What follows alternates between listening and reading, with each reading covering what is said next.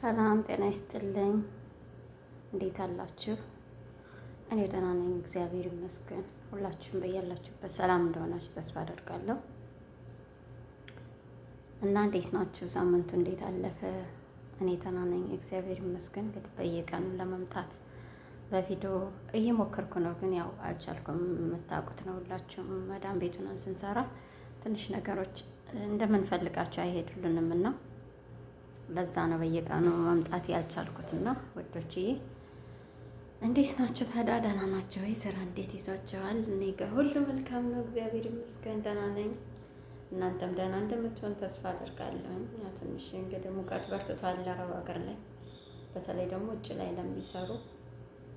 እኛ እንኳን ሴቶቹ ቢያንስ ቤት ውስጥ ነንና የኛ ይሻላል ቢያንስ ማለት ነው። ወንዶቹ ወንድሞቻችን እንዴት እንደሚሆኑ እውነት በጣም ነው የሚያሳዝኑኝ ማለት ነው። የተወሰነ ደቂቃ ልብስ ለማስጣት ምናምን በምወጣበት ሰዓት በቃ ቤት እስክገባ ነው በቃ የምቸኩለው ማለት ነው። ነፍሴን የሚጨነቀው እና ከባድ ነው።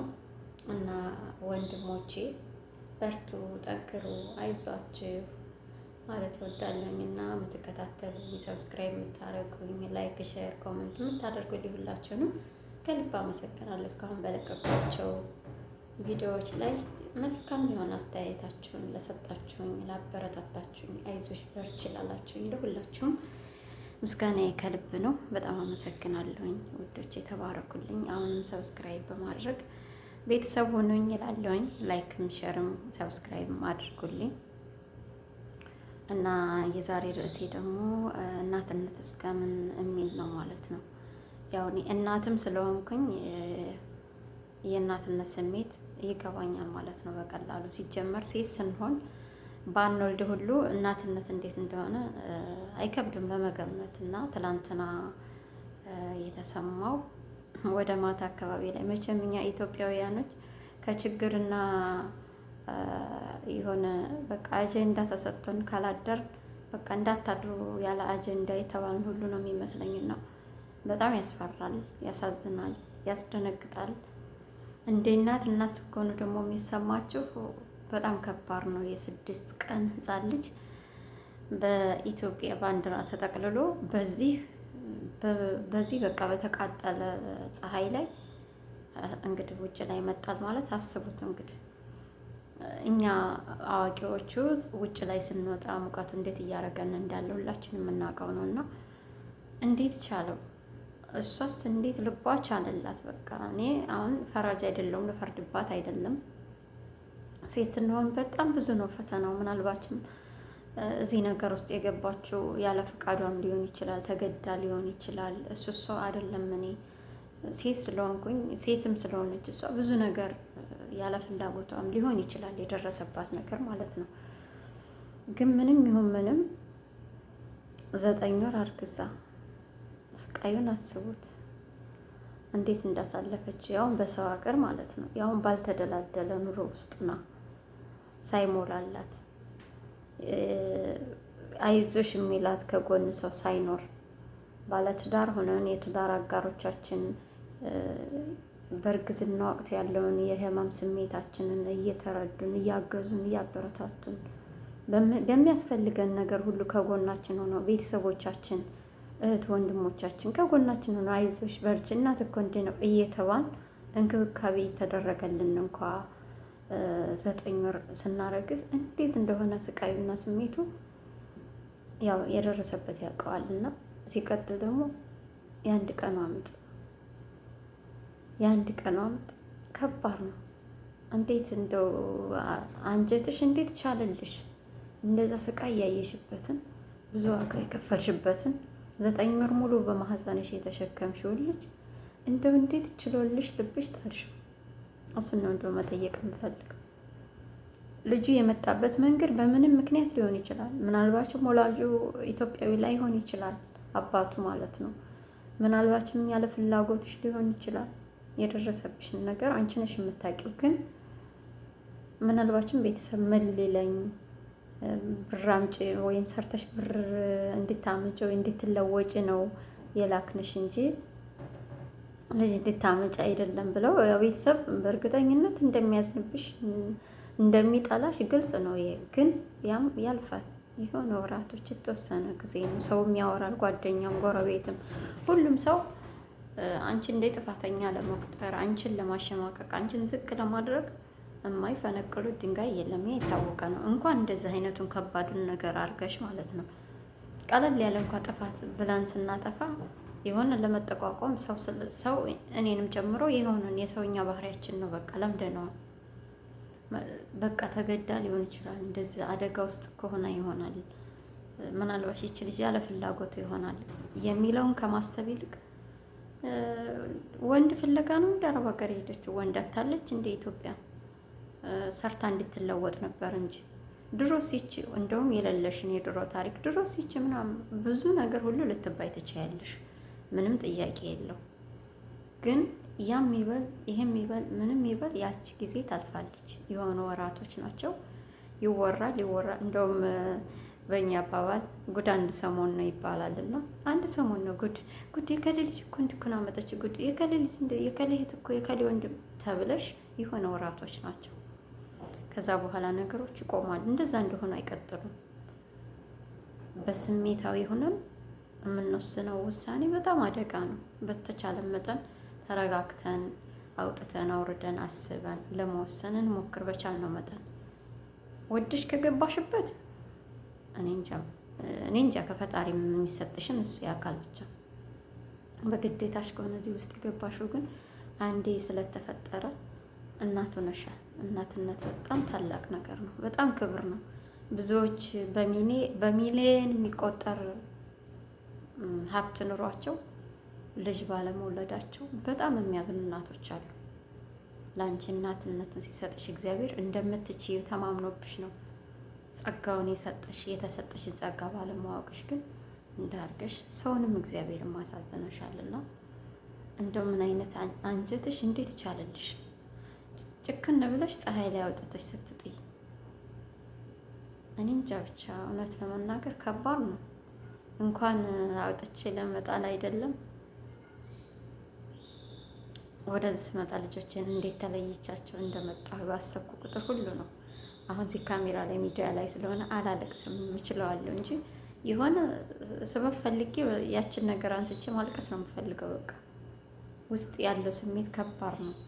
የወለዳችሁ ወልዳችሁም እንደኔ የተሰደዳችሁ ታውቁታላችሁ ስሜቱም ማለት ነው ምን ያህል ከባድ እንደሆነ። እንኳን ልጥል ማለት ነው በህይወት ያሉትን ጥዬ ለወጣሁት ለአባታቸው ለቤተሰብ ጥዬ ለወጣሁት ምን ያህል ከባድ እንደሆነ ለስንት ወራት ያህል ምግብ ስበላ ልጆችን እያስታወስኩ ምግቡን አቆሜ እንደነበር ፈጣሪና እኔ ነን የምናውቀው። እንዴት ኖርሽ ምግብ ካቆምሽ ልትለኝ ትችላላችሁ። አቆሜ ነበር ስላችሁ በቃ ልበላ ስል ትዝ ይሉኛል፣ ተወዋለሁ መብላቱ። ከዛ አቆምና ደግሞ ትንሽ ቆይቼ ደግሞ የተወሰነ እንደዚሁ ራሴ ወይ አልቅሼ ወይ ደግሞ ፎቶቸውን ከስልኬ ውስጥ አወጣና ፎቶቸው ጋር አውርቼ እያወራኋቸው አልቅሼ ምናምን ሲወጣልኝ እንደገና እበላለሁ። እንደዛ አይነት 7 ወር 8 ወር እስኪሆንኝ እንደዛ አይነት እስከ 6 ወር ድረስ እንደዛ ነበር ያሳለፍኩት። እና እኔ በቃ እናት መሆን ከባድ ነው። እንዴት አስቻለሽ? እንዴት ልብሽ ጭክና አለልሽ? ምናልባት ብዙ ፈተና እንዴት ስኛ ሀገር እገባለሁ፣ ሀገሬስ ገብቼ አባቱ ማን ነው በባል ለምን ብቻ ብዙ ጥያቄ በህሊናሽ ይመጣል እኮ። ግን ሁሉም ያልፍ ነው። ከልጅሽ አይበልጥም። እንደው ልጅሽን አቅፈሽ ዱባይ አስፋልት ላይ ቁጭ ብትይ ኢትዮጵያዊነትሽን ያየ አይጨክንብሽም። የሆነ ነገር አድርጎ ሀገርሽ እንድትገቢ ያደርግሽ። እንደው እስከ እዚህ ይረዱ በቃ እስከ ልጄን ይዤ እንደው አስፋልት ላይ ልተኛ ብለሽ አለ ማለትሽ እንዴት አስቻለሽ? እንዴት ጨከነልሽ ልብሽ? እንደው እዚህ 9 ወር የተቀመጠበት አንጀትሽ ላይ እንደው እንዴት ቻለልሽ? እንዴት ቁርጥ አድርገሽ ጣልሽው? በጣም ነው የሚያሳዝነው። እንግዲህ አትሙት ያላት ነፍስ የሚባለው ነገር በዚህ በሀሩር የ6 ቀን ነፃ በህይወት መኖሩ ራሱ የእግዚአብሔር ተአምር ነው። እና ባንቺ ጦስ ደግሞ ያው ብዙሃኑ ጠንክሮ የሚሰራው እንደዚህ የሚል ከሰከስ ያልሆነው ለስራው ብቻ የሚያተኩር ኢትዮጵያዊም አብሮ ነው የሚሰደው ልክ እንዳንቺ ማለት ነው። ምናልባት አንቺ ቀድሜም እንደተናገርኩ በፍላጎትሽ ላይሆን ይችላል። እሱን የምታውቂው አንቺ ብቻ ነሽ። ግን ያም ሆነ ይህ ግን አብሮ ነው የሚሰድበው፣ አብሮ ነው ስቃይ ውስጥ የሚገባው። ትናንትም እንደሰማ ነው በዛ አካባቢ የሚገኝ አበሻ እንግዲህ በሙሉ ተይዘዋል ማለት ነው። ነገሮች ተጣርተው ይለቀቃሉ አይለቀቁም፣ እሱ ወደፊት የምናየው ይሆናል። ግን ለምን ይሄ ሁሉ ለምን ሀገራችንን ስለምን ይሄን ያህል እናሰድባታለን? እኛ እኮ በስርዓት ያደግን ሰዎች ነን። ነውርን አውቀን ይሄ ነውር ነው፣ ይሄን አይደረግም፣ ይሄ እንዳታደርጉ ተብለን ያደግን ሰዎች ነን። ኢትዮጵያውያን ስንባል እንደዛ ነው። እኔ ያደግኩት እንደዛ ነው በእኛ ማህበረሰብ ዘንድ እንጂ የእኛ ጦስ ለሌላ የሚተርፍ መሆን የለበትም። በቻልነው መጠን ራሳችንን እንጠብቅ ከእንደዛ አይነት ነገር። የወጣንበትን ዓላማ እናስታውስ። ሁሉም ነገር ልክና መልክ አለው፣ ጊዜ አለው፣ የትም አይሄድብንም። የወጣንበትን አሳክተን ከገባን ሀገራችን ሞልቷል ሁሉ ነገር። ወንድንም እንደ ሀገራችን ለምን እንደዚህ እንሆናለን? ለምን ራሳችንን አዋርደን ሀገራችንንም ጭምር እናዋርዳለን? አሁን ይቺ ልጅ እሷ ብቻ አይደለችም። እንደ ኢትዮጵያዊ ሙሉ ኢትዮጵያዊ የሚለው ነው ስም እየተዋረደ ያለው። ሙሉ ኢትዮጵያ ነው እየተሰደበ ያለው። እንዴት እንደዚህ እናደርጋለን? እንዴት ለምንድን ነው ኃላፊነት ማንወስደው? ወደሽም ይሁን ተገደሽም ዝሮ በዛ ነገር ውስጥ እስካለፍሽ ድረስ ኃላፊነት መውሰድ አለብሽ። ለሀገርሽ ይቅር ለልጅሽ እንዴት ኃላፊነት መውሰድ አቅተሻል? በህይወት እስካለሽ ድረስ አሁን ያን ልጅ ጣልሽውን በልና የሆነ ሰው አነሳው። ምናልባችም አንቺ ተጠያቂ ሳትሆኚ ወደ ስራሽ ተመለሽና ስራ እየሰራሽ ነው እንበል። ምን አይነት አእምሮ ኑሮሽ ለመኖር ነው? እንዴት ያለውስ ልብሽ በቃ ጨክኖ።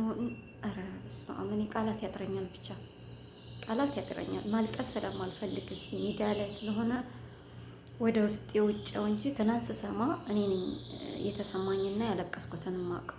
እንዴት አይነት አንጀት ነው የሚችለው? እኛ እኮ ኢትዮጵያውያኖች እንኳን ለራሳችን ልጅ አይደለም የሌላ ሰው ልጅ ድንገት ፊታችን ቢወርቅብን ወይኔ ልጅ ብለን ነው ልባችን ስብር ድንግጥ የምንለው። እንኳን ለወለድ ነው ልጅ።